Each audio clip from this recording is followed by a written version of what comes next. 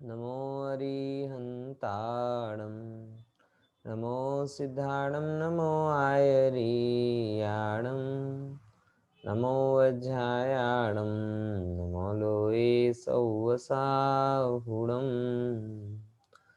मोक्षमार्गस्य नेतारं वेत्तारं कर्मभूभृतां ज्ञातारं विश्वतत्त्वानां वन्दे तद्गुणलब्धये। तत्वार सूत्र की क्लास में हमने कल चर्चा करते करते 16 वैमानिकों की चर्चा की थी, बराबर। और थोड़ी सी चर्चा इस बात पर भी हुई थी कि इंद्रों की संख्या किस किस प्रकार से होती है, बराबर ना। और ये हमने ख्याल में आया कि शुरुआत के 4 इंद्र, फिर उन 4 स्वर्गों में 4 इंद्र होते हैं, लास्ट के 4 स्वर्गों में भी 4 इंद्र होते हैं, लेकिन बीच के जो 8 स्वर्ग हैं उन 8 स्वर्गों में मिलकर 4 इंद्र होते हैं। यानी कुल मिलाकर 16 स्वर्गों में मुख्यतया 12 इंद्र होते हैं। ये एक पटल की बात करी है ना, ये अलग अलग जो बाकी ये पटल वगैरह की बात आई, ऐसे करके काफी सारी कल चर्चा की थी। फिर थोड़े आगे बढ़े थे तो कितने कितने विमान होते हैं, कितने कितनी सब चर्चाएं होती हैं। उसमें एक बहुत ही काम की बात आई थी, वो ये थी जिसे मैंने कल कोई बताया, कल की बात की एक बहुत इंपॉर्टेंट बात इसके संदर्भ में निकल कर सामने आई थी कि लोगों की क्या भ्रांति होती है और सही स्वरूप क्या है। बोलो क्या है इस बात की तरफ मैंने कल हाईलाइट किया था। बोलो दीपेश भाई बोलो। जितना कम परिग्रह होगा उतना अच्छा होगा, ऐसा। हाँ बराबर। देखो बहुत सही बात है। मूल बात वहां ऐसी है कि लोगों ने ऐसा मान लिया है। क्या मान लिया है कि परिग्रह यानी पुण्य, परिग्रह यानी पुण्य। अरे भैया जिनवाणी तो परिग्रह यानी पाप कहती है है कि नहीं। 5 पापों में से 5 पापों में से 5वें नंबर का पाप कौन सा है? परिग्रह है ना, हिंसा झूठ चोरी कुशील परिग्रह। तो जिनवाणी कहती है परिग्रह माने पाप, और जो जो उस परिग्रह के पाप से सहित हो पापी। लेकिन हम लोग क्या मानते हैं कि जो परिग्रह से सहित हो वो पुण्य है। और हमने और भी नहीं जाना, हमने केवल इतना समझ लिया पुण्य के भी बहुत सारे डायमेंशन होते हैं, लेकिन हमने उनको भी नहीं समझा। हमने केवल किसको समझ लिया? परिग्रह है सो पुण्य है। और तो और क्या कर दिया, उस पुण्य को धीरे धीरे गुजराती में हमने सुखी कर दिया कि जो परिग्रह वाला है वो पुण्यात्मा है और वो सुखी है। ऐसा कर दिया कि नहीं कर दिया? बोलो है। गुजराती में हो गया ना, पैसे वाला नहीं बोलते, क्या बोलते? सुखी मानस है, सुखी मानस है। मुझे तो ये शब्द ही बड़ा प्रिय लगता है, और मेरा बस चले तो मैं गुजराती डिक्शनरी से ही शब्द निकाल दूं। धनवान को धनवान बोलो, सुखी मत बोलो।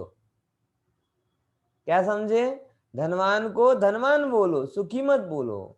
क्योंकि धनवान सुखी है तो सिद्ध क्या है? मुनिराज क्या है? उनके पास तो धेला नहीं है,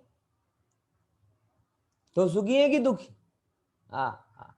इसीलिए धीमे धीमे क्या हो गया, परिग्रह मतलब पुण्य हो गया और पुण्य मतलब सुख हो गया। जबकि जिनवाणी ने तीनों चीजों को अलग अलग बोला है।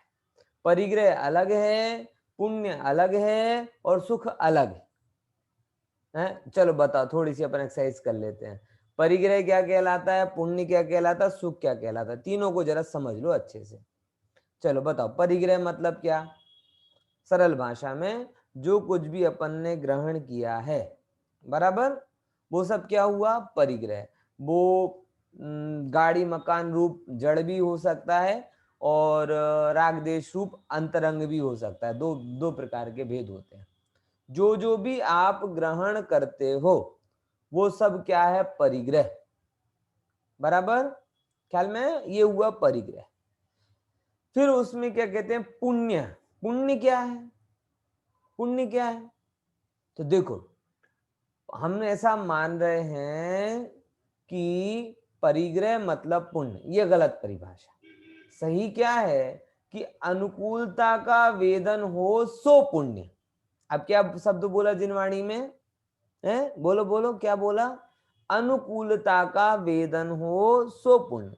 इसका क्या मतलब हुआ, ऐसे समझो कि बहुत सारे जीव, बड़े सरल से एग्जांपल से मैं आपको बताऊं कि एक बच्चा है ना, वो 80% लाने पर भी रो रहा था, बराबर, और एक बच्चा ऐसा था कि 40% पर भी पार्टियां दे रहा था, है ख्याल में आ रहा कि नहीं आ रहा। तो ऐसा हुआ कि एक बच्चा रो रहा था और उसके पिताजी उसकी पिटाई लगा रहे थे। वे क्यों क्यों मारा, बोले अरे ये मत पूछो, इसके बहुत कम नंबर आए। तो कितने कम नंबर, अरे मात्र 80%, 80% आए। तो दूसरे आदमी ने बोला थोड़ा तो भगवान का डर रखो, इतने में तो 2 पास हो जाते हैं।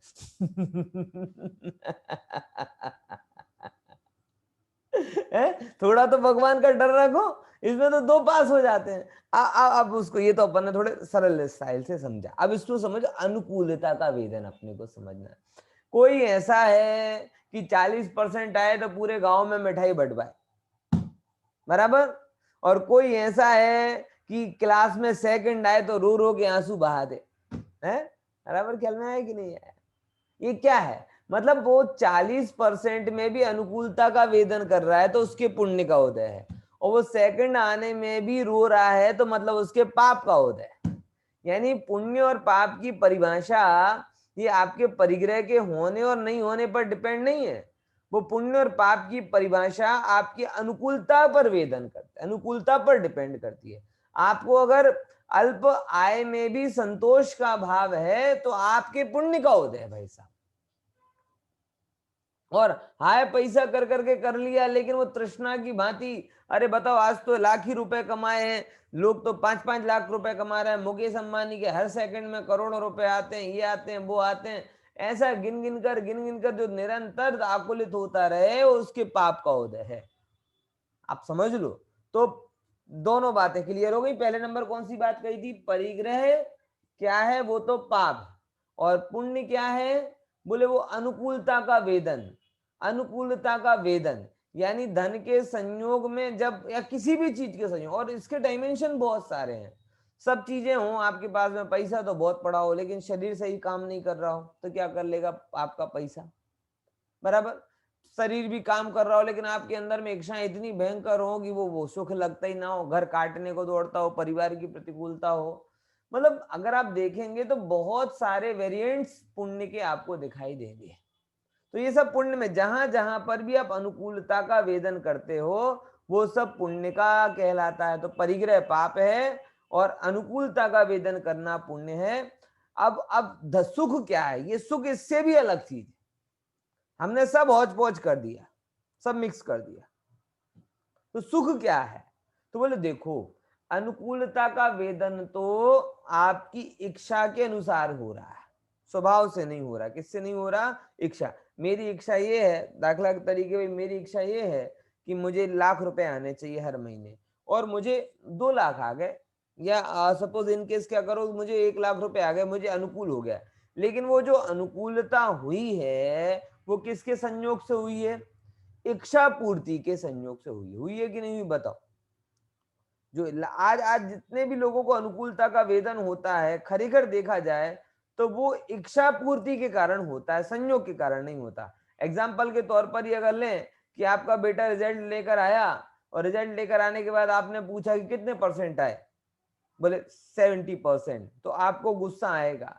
लेकिन तुरंत उसने बोल दिया अरे मम्मी मेरे तो 70% आए हैं, पड़ोस वाली शर्मा आंटी की लड़की के तो 50% आए, तो वो आपको हाश बहुत बढ़िया। वो 70% पहले दुखदाई लग रहा था और अब 70% सुखदाई लगने लगा। तो जो अनुकूलता का वेदन हुआ वो अनुकूलता उधार की है कि स्वभाव की, और जो उधार की अनुकूलता है 70% वाला 50% को देखकर अनुकूलता का वेदन कर रहा है, तो 90% वाले को देखकर नियम से प्रतिकूलता का वेदन करेगा ही करेगा। करेगा कि नहीं करेगा, बताओ। है फिर से पॉइंट समझ में आ रहा कि नहीं आ रहा, क्या कह रहा हूं कि अगर 70% वाला, अब इसको, ये तो बच्चों का एग्जाम्पल हुआ, बड़ों में अगर अपन को कन्वर्ट करें कि 50,000 कमाने वाला अगर 25,000 वाले को देखकर अनुकूलता का वेदन कर रहा है, दुगनी अनुकूलता का, तो लाख रुपए कमाने वाले को देखकर दुगनी प्रतिकूलता का वेदन करेगा कि नहीं करेगा? किसी को देखकर अगर आप सुखी हो रहे हो तो किसी को देखकर आप नियम से दुखी होगे ही होगे। ऐसा पॉइंट समझ में आ रहा कि नहीं आ रहा? क्या कहना चाह रहा हूं, ख्याल में आ रहा कि नहीं आ रहा? तो अगर आपने किसी को देखकर सुख का वेदन किया तो किसी दूसरे को देखकर दुख का वेदन नियम से करोगे ही करोगे। इसीलिए जो आप कह रहे हो कि पुण्य के उदय से अनुकूलता हुई, वो अनुकूलता उधार की है, वो पुण्य के उदय के अधीन है। मतलब आज पुण्य का उदय है तो आपको अनुकूलता लग रही है, कल चला जाएगा तो फिर रोना चालू हो जाएगा। इसीलिए अनुकूलता का नाम सुख नहीं है। सुख भ्रामक भी हो सकता है। भ्रामक सुख और सच्चे सुख के बीच का अंतर यहां पे समझना है। भ्रामक सुख सुख होता ही नहीं है। भ्रामक सुख सुख जैसा लगता है, और पुण्य के उदय से होने वाला जो सुख वेदन होता है वो भ्रामक है। कैसा है? भ्रम है। भ्रामक समझ में आया ना? कैसा है वो? भ्रम है, भ्रम जनित है। बोलो क्या कहना चाह रहा है दीपेश भाई? है ये जो अनुकूलता होती है हाँ, वो हमारी परिग्रह के साथ हो तो ही वो पाप है ना? नहीं देखो, अनुकूलता जुदी वस्तु है, परिग्रह जुदी वस्तु। परिग्रह बहिरंग परिग्रह लेते हो तो वस्तु के रूप में है, और अनुकूलता आपके अंदर का परिणाम है। अनुकूलता बाहर नहीं है, अनुकूलता आपके अंदर, आपको फील हो। जैसे मैं हूं, अब बैठा हूं अभी यहाँ पर बराबर, अब आराम से बैठा हूं, कोई दिक्कत नहीं है, सर्दी वर्दी कुछ भी नहीं, अच्छा लग रहा है। अब ये जो मैं अनुकूलता का वेदन कर रहा हूं, ये संयोग जनित है। इसीलिए कब तक रहेगी? जब तक संयोग अच्छे। खिड़की बंद है तब तक अच्छा लग रहा है, जैसे ही खिड़की खुलेगी वो प्रतिकूलता हो जाएगी। पॉइंट समझ आए? तो सुख है वो भ्रामक है। जो अभी अपने को लग रहा है कंफर्टेबल, वो क्या है? भ्रम से हो रहा है। तो सच्चा सुख क्या है? बोले सच्चा सुख तो भ्रम के अभाव से आत्मानुभवन पूर्वक प्रकट होता है, और उस सुख से सहित जीव को हम सुखी कहते हैं। उसकी कमी जहां जहां पर भी हो वो दुखी ही दुखी है। पॉइंट समझ में आया? इसको मैं ऐसा और थोड़े प्रैक्टिकल एग्जांपल से समझाऊं कि आप सोचो, जरा विचार करो कि कल सब बहुत सारे सूरमा अपने अपने धावे पर जाएंगे, है ना, और क्या करेंगे? उत्तरायण है ना कल, और एक दो पतंग काट कर, अरे वो काटा घोंघाट में वृद्धि करेंगे। अब समझना, एक पतंग काटने पर जो आपको अनुकूलता लगी, लगती कि नहीं लगती? अच्छा, अब वो अनुकूलता के जो आपको इकट्ठी हुई अनुकूलता, वो कब तक रुकने वाली? एक पतंग काट के आप चक्रवर्ती की जैसे सुखी महसूस करते देखो, और अगर एक साथ 8-10 पतंग काट दी तो आज अपने एरिया के अपन ही चक्रवर्ती, एक पण पतंग नहीं रहने देंगे। है? विचार करना है। अब जरा हाँ, आता हूँ खुशी बहन आपके बारे में। तो अब मैं क्या कहता हूं कि जो ऐसा ऐसा जो हो रहा है वो कितना प्रैक्टिकल है। आप ये क्यों भूल जाते हैं? आप लोग तो नहीं, जैसे कोई भी व्यक्ति ये क्यों भूल जाता है भैया कि जो पतंग उड़ रही है बराबर, वो एक को काटेगी, 10 को काटेगी, 15 को काटेगी, भले कितने को काटे, लेकिन अल्टीमेटली क्या होगी? फिर वो खुद ही कटेगी कटेगी। तो एक्चुअल में काटने पे कोई सुख नहीं होता आपको, लेकिन अनुकूलता का वेदन होता है, और वो अनुकूलता के वेदन से आपको भ्रामक सुख लगता है। और आचार्य कहते हैं ऐसे ही भ्रामक सुख के चक्कर में तुमने अपनी जिंदगी बर्बाद कर दी है, और तुम भूल जाते हो कि जो पतंग के काटने से सुख हो रहा है वो पतंग के कटने वाले दुख को भी आमंत्रित कर रहा है। पॉइंट समझ में आया? आपने आकाश में पतंग चढ़ाई, इसका मतलब ये है कि आप सुखी होने के लिए करो, लेकिन नियम समझ लेना कि आप दुखी होने के लिए कर रहे हो, क्योंकि वो पतंग से आपने सुख माना।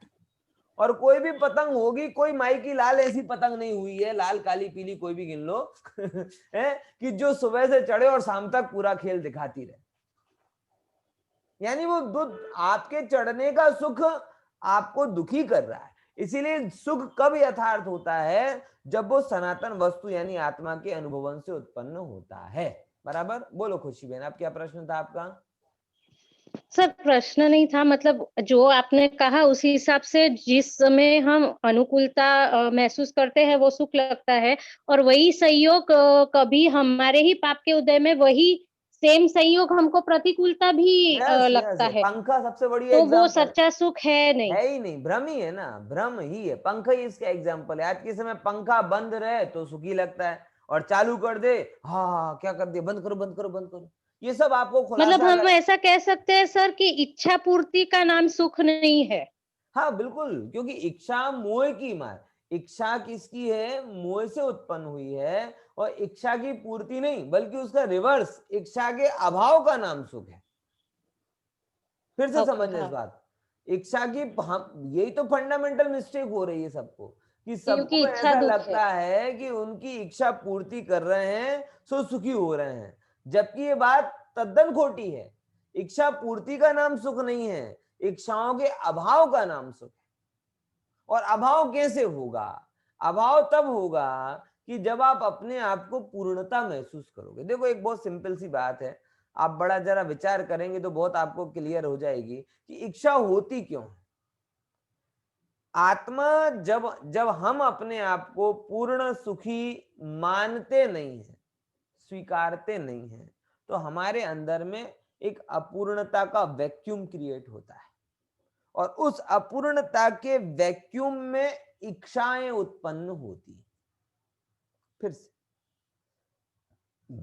क्या बोला कि जब हम अपने आप को पूर्ण नहीं मानते, अपूर्ण मानते हैं, और अपूर्ण मानते हैं तो स्वाभाविक है कोई व्यक्ति अपने आप को अपूर्ण माने तो तुरंत ही वो क्या करने लगेगा, पूर्ण होने का प्रयास करने लगेगा। फॉर एग्जाम्पल, अगर आप कहीं किसी जगह पर कपड़े पहन के चलेगा और बाद में कोई बोलेगी અહીંયાથી फटेलो छे, फटा हुआ है, अब आपको क्या आ गई, इंफीरियर, तो आप कहीं उसको सॉल से ढांकोगे, बराबर, कहीं किसी से पीछे छिप जाओगे, कहीं हाथ को ऐसे रख लोगे, कलाकारी करोगे कि नहीं करोगे? क्यों? क्योंकि ये फटे हुए से क्या भाषित हो रही है हमें, हमारी अपूर्णता, तो हम उसे छिपाने की कोशिश करेंगे, और जैसे ही हमें समय मिलेगा तुरंत चेंज करके वो आ जाएंगे। ये इच्छा का काम, कि जब हम अपने आप को अपूर्ण मानते हैं तो हमारे अंदर में एक वैक्यूम क्रिएट होता है, एक शून्यावकाश सृजित होता है, और उस शून्यावकाश में इच्छा उत्पन्न होती है, और फिर हम उस इच्छा की पूर्ति का अभाव उपाय करते हैं, और पूर्ति करके हमें लगता है कि सुखी हो गए। यही यही अनादि की भूल। उपाय पूर्ति नहीं है, उपाय अभाव है। और अभाव कैसे होगा? अपने आप को आज से ही पूर्ण मानना चालू करो, कोई वैक्यूम ही नहीं रहेगा। मैं तो गुरुदेव यही तो सिखाते थे, प्रभु तू सब बातें पूरा, तू कौन ही बात अधूरा, तो किसी बात में अधूरा है ही नहीं। जब आपने पूरा मान लिया, शक्कर किसी ने खा लिया, अब कोई बोले 56 भोग हैं, मिष्ठान है, ये है वो, क्या काम होंगे भैया तुम्हारे, हमारे काम के तो नहीं है। पहले प्याज पूरा गला तरफ तो बोले अरे ये तो बढ़िया पानी है, क्या कर होगा भैया, नहीं है जरूरत। पॉइंट समझ में आया कि नहीं आया? तो इन तीन के माया जाल को थोड़ा समझ लो तो सब चीजें सुलझ जाएंगी। कौन कौन सी तीन चीजें? परिग्रह, फिर उसके बाद में कौन सी बात ली, अनुकूलता यानी पुण्य का उदय, और फिर तीसरे नंबर की कौन सी बात ली, सुख। तो हम लोगों की पहले नंबर की दो भूल यहाँ पर हमने बताई, एक्चुअल में तीन भूल है ना? कौन कौन सी? सबसे पहले हमने परिग्रह को पुण्य मान लिया, जबकि परिग्रह बराबर पुण्य ऐसा हो ऐसा नहीं है, क्योंकि ऊपर ऊपर के स्वर्गों में परिग्रह तो कम हो रहा है और पुण्य बढ़ रहा है, एक बात। दूसरे नंबर की बात, तो पुण्य क्या है? परिग्रह पुण्य नहीं, तो पुण्य क्या है? अनुकूलता का वेदन। किसे पुण्य बोलेंगे? अनुकूलता का वेदन। तो अनुकूलता का वेदन क्या है? बोले अपने हिसाब जो आपको कंफर्टेबल लग रहा हो वैसा हो वे, सो पुण्य का उदय, बराबर। अरे सरल भाषा में कहें कि आपको तीखा ऊंधिया अच्छा लगता है और तीखा मिल गया तो पुण्य का उदय, और तीखा नहीं मिला, गड़ा मिला, मीठा मिला तो पाप का उदय। अब वो भले ही वो तीखे वाले को 56 भोग वाला वो मिष्ठान वाला ऊंधिया मिले, लेकिन उसे अनुकूलता का वेदन नहीं हो रहा, बराबर ख्याल में आ रहा कि नहीं है? तो पाप का उदय है।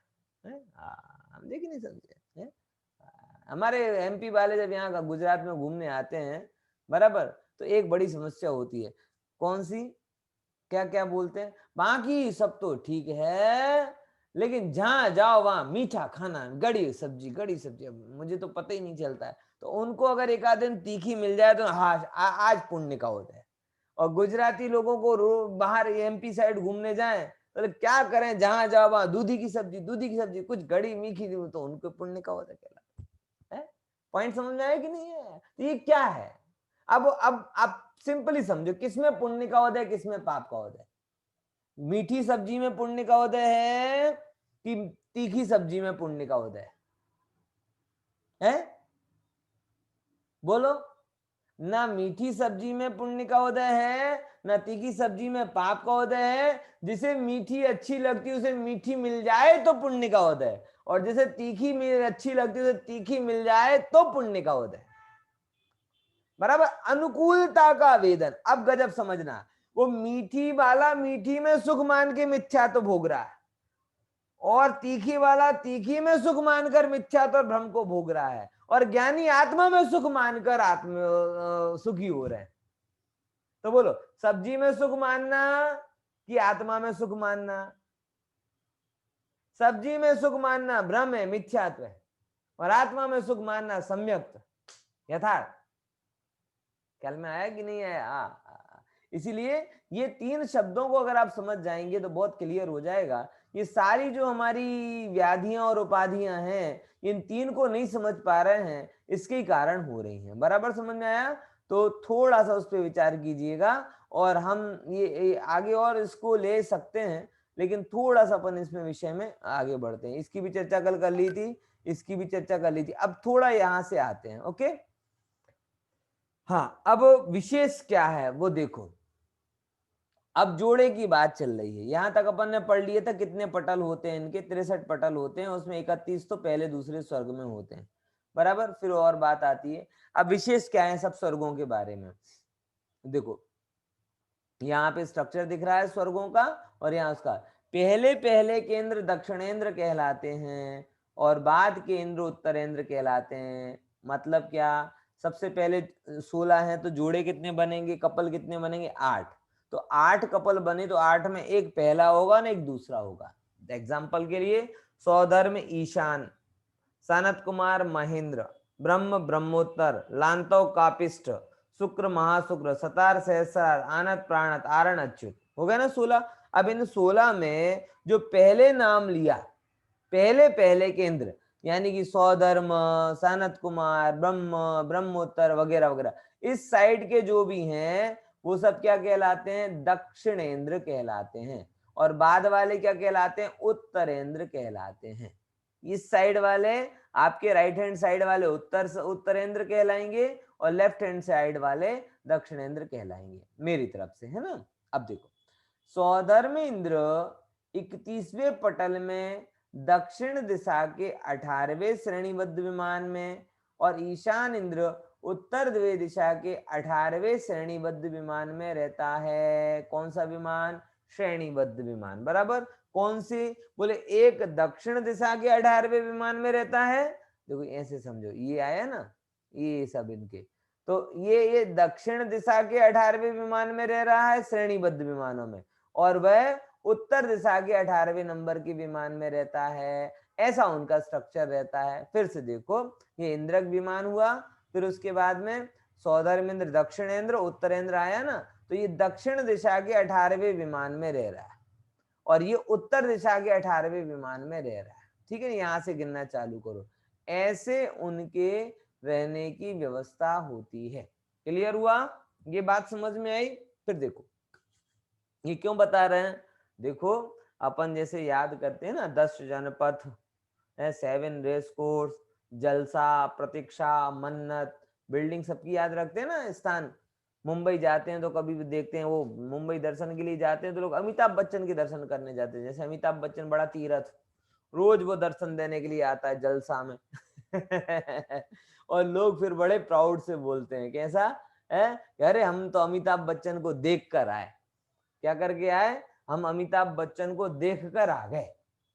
अरे गजब है, त्रिलोकीनाथ के दर्शन करे नहीं करे उसको कहने का आनंद नहीं होता, लेकिन अमिताभ बच्चन का दर्शन कर ले तो आनंद हो रहा है, जलसा, नाम भी याद है, सौधर्मिंद्र का याद नहीं जो परम भक्त है, जिनेंद्र भगवान का परम पुरुषार्थी एक भवावतारी है? बोलो विचार करो कि नहीं कर रहे हो?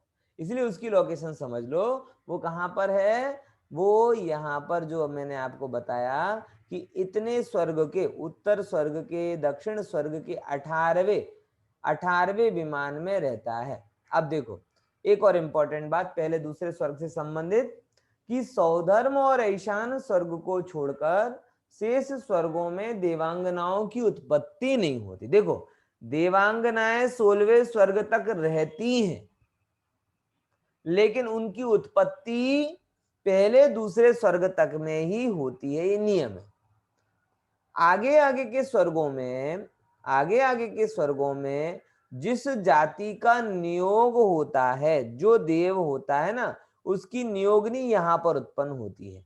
तो जैसे ही ये उत्पन्न होती है और देव को पता चल जाता है अवधि ज्ञान से कि मेरी नियोगनी उत्पन्न होती है, तो वो देव अपनी सारी इमरजेंसी मीटिंग को छोड़ करके सबसे पहले अपनी नियोगनी को लेने चले जाते हैं।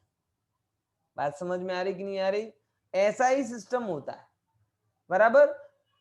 यहां पर कोई और वैवाहिक पद्धति, first meeting, second meeting, third meeting, पहली आइसक्रीम वाली, दूसरी ड्राई फ्रूट वाली, ऐसा नहीं होता नियोगनी खोजने के लिए जैसे अपने गुजरात में होता है कि पहली मीटिंग होगी, फिर देखेंगे, फिर अच्छा लगेगा तो फिर बात आगे बढ़ाएंगे, फिर दूसरी मीटिंग होगी, फिर तीसरी मीटिंग होगी, फिर परिवार वाले मिलेंगे ना, ये करेंगे। नहीं नहीं, देवों का सिस्टम बड़ा ट्रू एंड फेयर होता है। जैसे ही अवधि ज्ञान होता है उन्हें पता चल जाता है कि ये मेरी नियोगनी उत्पन्न हो गई है पहले दूसरे स्वर्ग में। जैसे ही होता है वैसे ही उन्हें पता चलता है, तुरंत दौड़े भागे आते हैं, चलो भैया है मेरी नियोगनी कौन है, और लेकर फिर उस स्वर्ग में चले जाते हैं। बराबर। आपने टेढ़वा माटे आव्या, शा माटे आव्या 16वें स्वर्ग से, अच्युत स्वर्ग से 7 राजू चढ़ के आते कहां पर है, पहले दूसरे स्वर्ग में, और वहां पे अपनी नियोगनी को लेकर फिर से 16वें स्वर्ग में चले जाते हैं। ऐसी ही व्यवस्था देवों की होती है। और एक इंद्र के काल में हजारों लाखों करोड़ों देवांगनाएं हो जाती। कारण क्योंकि अब ये मनुष्य गति में तो अलग है, या मनुष्यों में जो मनुष्याणियां है ना, उनकी आयु ज्यादा होती है, एवरेज एज। इंडिया में भी या कहीं पर भी देखो तो हमेशा लेडीज की एवरेज एज ज्यादा होती है बनस्पत जेंट्स के। लेकिन देवों में ऐसा है कि देव की आयु तो सागरों की हो सकती है, और देवांगनाओं की आयु पल्योपम की होती है। यानी एक देव के काल में लाखों देवांगनाएं हो जाती, बराबर। और जब कभी देवगति के दुखों की चर्चा करते हैं ना, तो देवगति के दुखों की चर्चा में ये भी बात आती है। कैसी बात आती है कि आपको क्या लगता है, ये इतनी सारी जो उसकी नियोगनियां हैं, उसका वियोग उसे होता है और उसकी स्मृति भी उसे रहती है, तो उसे कितने सारे दुख उसके वियोग का होना है। अपन एक व्यक्ति के वियोग से टूट जाते हैं, बराबर, तो वो देव इतनी सारी देवांगनाओं का वियोग उसके लिए हो रहा है, तो जीवन भर दुखी रहता है। बात समझ में आ रही कि नहीं आ रही? इसीलिए चहु गति में कहीं पर भी सुख नहीं है, ये बात सिद्ध हो जाती है। बराबर ख्याल में आया कि नहीं आया? देखो है आगे आगे अपन थोड़ी चर्चा करते हैं। तो ऐसी दूसरे नंबर की पॉइंट होगी, पहले दूसरे स्वर्ग में ही उत्पन्न होती हैं, और वो पहले दूसरे स्वर्ग से आगे है। अब देखो देवियों की आयु कितनी होती मैक्सिमम है? 55 पल्य, 55 पल्य से अधिक नहीं होती। और देवांगना देवों की आयु 33 सागर तक हो सकती है, बराबर। ऐसा यहां पर रहता है। कोई प्रश्न? अब ऐसा प्रश्न मत करना ऐसा क्यों होता है, ऐसा क्यों होता है? वैक्सीनेशन करवा दो देवगतियों में देवांगनाओं का, तो जिससे उम्र उनकी बढ़ जाए है? ऐसा क्यों होता है, इसका कोई ठीक उत्तर मेरे पास में नहीं, ऐसा ही वस्तु का स्वरूप है। लेकिन सर मैं यही पूछने वाली थी कि जो स्वर्ग में पुण्य है, शुभ भाव का फल स्वर्ग होता है, तो वहां वियोग ऐसा होता है, इतना दुख मिलता है? इसीलिए अरे भाई सुख नहीं है, फिर से आप समझो, शुभ भाव भी दुख है और शुभ भाव का फल भी दुख है। पॉइंट समझो, हम सुख तो नरक के एंगल से वहां गिन रहे हैं, नरक के एंगल से हम वहां सुख गिन रहे हैं। ये बिल्कुल वैसा ही है जैसे युगांडा के हिसाब से देखो तो इंडिया अच्छा है, और अमेरिका के हिसाब से देखोगे, इंडिया के हिसाब से देखोगे तो अमेरिका अच्छा है। पॉइंट समझ में आ रहा है कि नहीं आ रहा? ये सब हम कंपैरेटिव वे में समझ रहे हैं। एक्चुअली में हमारी सुख दुख की समझ ही क्लियर नहीं है। बहुत स्पष्ट शब्दों में कहता हूं, हमें संसार के संयोग में सुख दुख लाने नहीं चाहिए, क्योंकि वहां पे तो सीधी समझ में आपको बताऊं, आत्मा का अनुभवन हो रहा है तो सुख है, और आत्मा का अनुभवन नहीं हो रहा है तो दुख ही है। फर्क नहीं पड़ता कि तुम नंदीश्वर में हो कि निगोद में हो। क्या बोला? समझ में आ रहा है कि नहीं आ रहा? ये तो हम लोगों ने कंपैरेटिव रूप में समझ लिया। किस रूप में समझ लिया? कंपैरेटिव रूप में समझ लिया। आप कई बार अपने बच्चों को समझाते होंगे ना, अब आपके पिताजी आपसे बात करते थे, बोले हम लोगों को तो ये भी नहीं मिला, तुम लोग कितने सुखवान थे कि तुम्हें साइकिल मिल रही थी, ना ये मिल रहा है ना वो मिल रहा।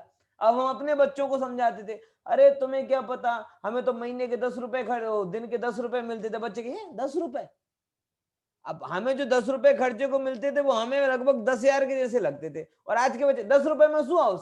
तो हम कहते तुम लोग कितने पुण्य वाले हो कि तुम्हें 10 रुपए नहीं, हम तुम्हें 100 रुपए खर्चे को देते हैं। और वो कहते काय का पुण्य, पहले अंकल तो 500 रुपए देते।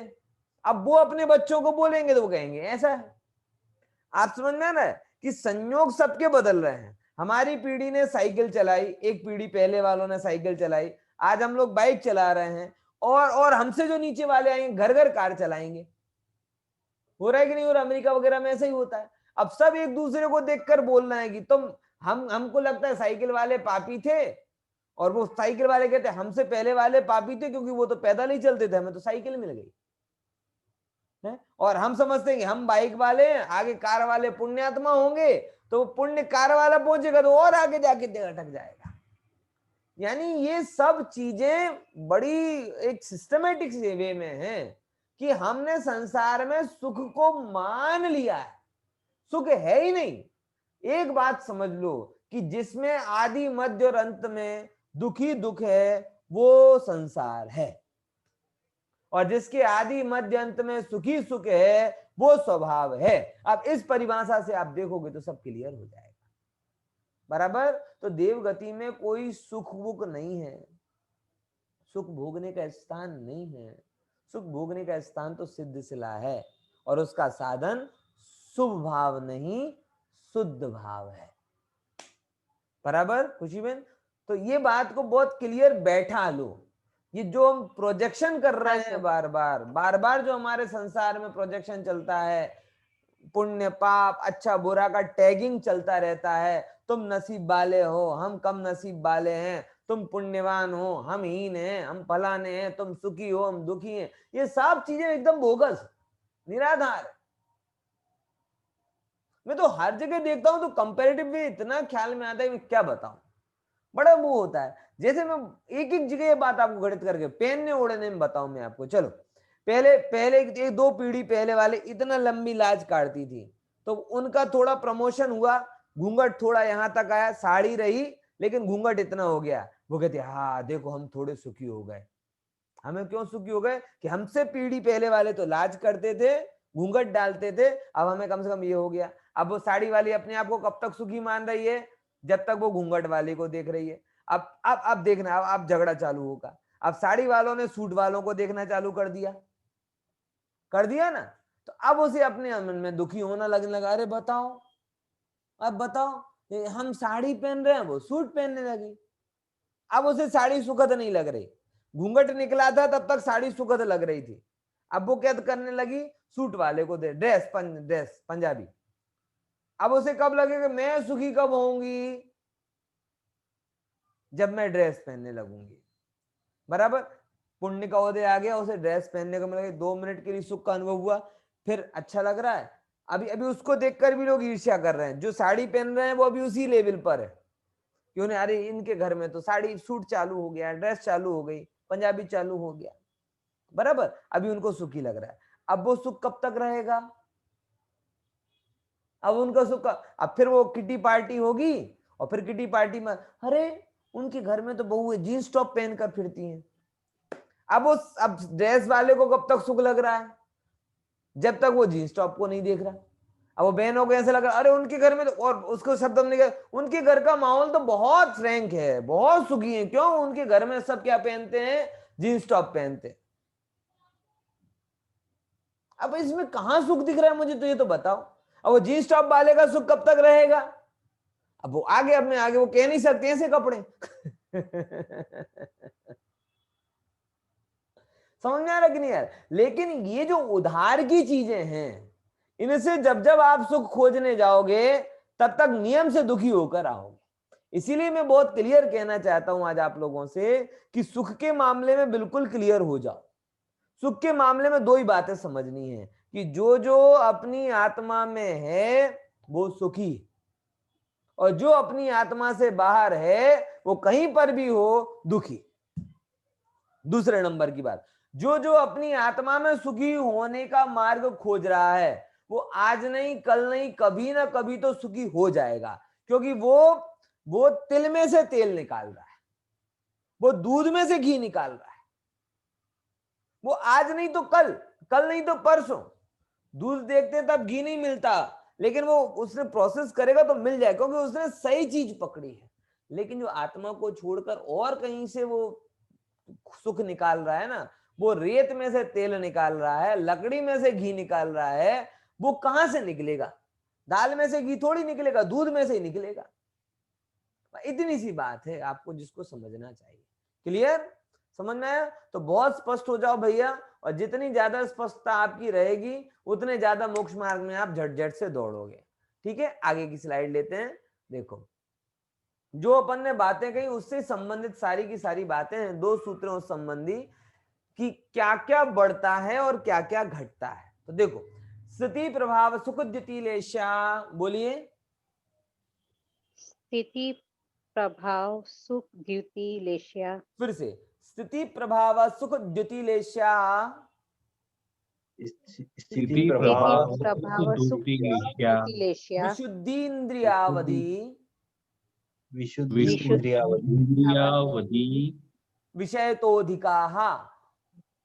विषयतोधिकाः। फिर से, स्थिति प्रभाव सुख द्युतिलेशा, स्थिति प्रभाव सुख द्युतिलेशा। विशुद्धि इंद्रिया विशुद्धि इंद्रिया वधि विषयतोधिकाः। वधि विषयतोधिकाः। देखते हैं उसमें क्या कहते हैं, क्या क्या बढ़ता है। अधिकाः मतलब क्या क्या बढ़ता है वो बताते हैं। स्थिति बढ़ती है मतलब आयु कर्म की स्थिति बढ़ती है। प्रभाव, उनका प्रभुत्व बढ़ता है। ये खुलासा किया अगली स्लाइड में। पर का बुरा बुरा करने की शक्ति, देखो शक्ति दोनों रूप में आती है, अच्छे रूप में भी और बुरे रूपों में भी। सुख, इंद्रिय विषयों की सामग्री बढ़ती है, विषयों की सामग्री बढ़ रही है, सुख बढ़ रहा है, ऐसा। द्युति, अब वो देखना कि अनुकूलता का वेदन हो ऐसी सामग्री बढ़ रही, भले संख्या में बढ़े चाहे नहीं बढ़े, मगर अनुकूलता उनकी बढ़ती जा रही। द्युति मतलब कांति बढ़ रही है। लेशा मतलब विशुद्धि बढ़ रही है। इंद्रिय ज्ञान बढ़ रहा है, कि इंद्रिय के विषयों को जानना है ना, वो अपनी अपनी कैपेसिटी के हिसाब से बढ़ रहा है। और अवधि ज्ञान की सीमा बढ़ रही है। इतनी इतनी चीजें ग्रेजुअली ऊपर ऊपर के स्वर्गों में बढ़ती जाती हैं। बराबर? तो ये यहाँ पर ये बताना चाह रहे हैं कि क्या